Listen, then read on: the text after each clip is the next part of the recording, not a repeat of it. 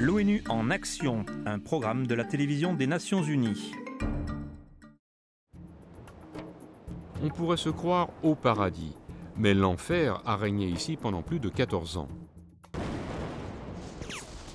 Le Libéria, un pays d'Afrique occidentale, a été ruiné par une guerre civile sanglante qui a commencé au début des années 1990. Près d'un quart de million de personnes ont été tuées et on pense que 40% des femmes du Libéria ont été attaquées. Le viol a servi d'arme de guerre. Le massacre a finalement cessé en 2003, mais l'héritage de la violence contre les femmes continue. Aujourd'hui, le taux de violence sexuelle reste incroyablement élevé et 40% des victimes du viol ont moins de 12 ans. Si nous ne faisons pas face au problème de la violence sexuelle, le sentiment de sécurité n'existera pas et on ne pourra pas prétendre vivre en paix. Au Libéria, Isedou Aderix-Briggs dirige le bureau d'ONU Femmes et elle dit qu'il est difficile que justice soit faite pour les femmes dans ce pays d'après-guerre. L'accumulation des dossiers en retard est énorme. Les arrestations et les condamnations sont rares, ce qui donne une illusion d'impunité.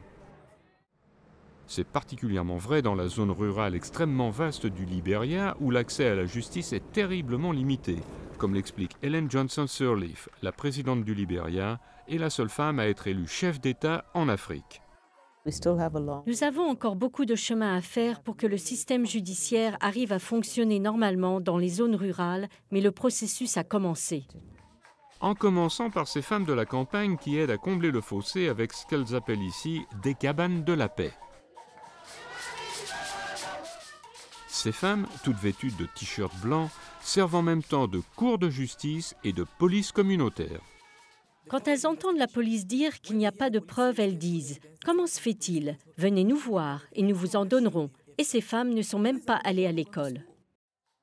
Les cas de violence et de problèmes domestiques sont présentés ici par des femmes pour être résolus par des femmes.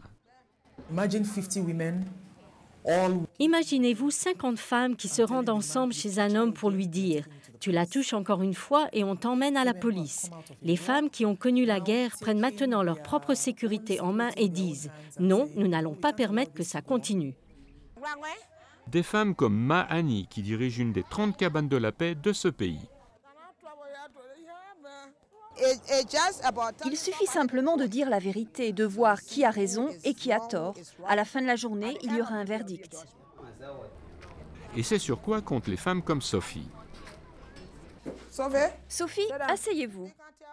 Dans son cas, son ancien mari refuse de lui payer la charge de ses enfants et elle dit que ceux-ci en souffrent. Sophie, je veux savoir combien de temps vous avez vécu avec cet homme. 10 ans. L'ancien mari de Sophie est poursuivi par des femmes et escorté à la cabane de la paix. Lui aussi doit répondre à des questions. Prenez le temps de nous expliquer ce qui s'est passé entre vous et ces femmes. Vous comprenez? À la fin de la journée, les femmes rendent leur verdict. Le mari accepte leur demande de payer 500 $ par mois à Sophie et ils signent leur contrat. D'après Mahani, les femmes l'emportent presque tout le temps, mais la question demeure. Pourquoi est-ce que les hommes les écoutent? Elle dit que la réponse est simple car s'ils ne respectent pas les verdicts, les femmes de la communauté continueront de les harceler. Les hommes nous écoutent. Nous n'avons jamais eu de problème. Non, aucun de ces cas ne nous sont revenus. Quand nous les avons réglés, nous faisons la paix et c'est terminé. Mais les gens du Libéria savent que le travail visant à assurer la vraie sécurité ne fait que commencer dans ce pays. Ils disent que la clé du succès est de continuer d'investir dans le pouvoir des femmes.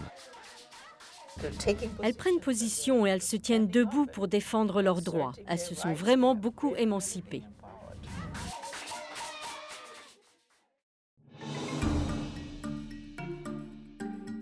Ce reportage a été préparé par Andy Guiteau pour les Nations Unies.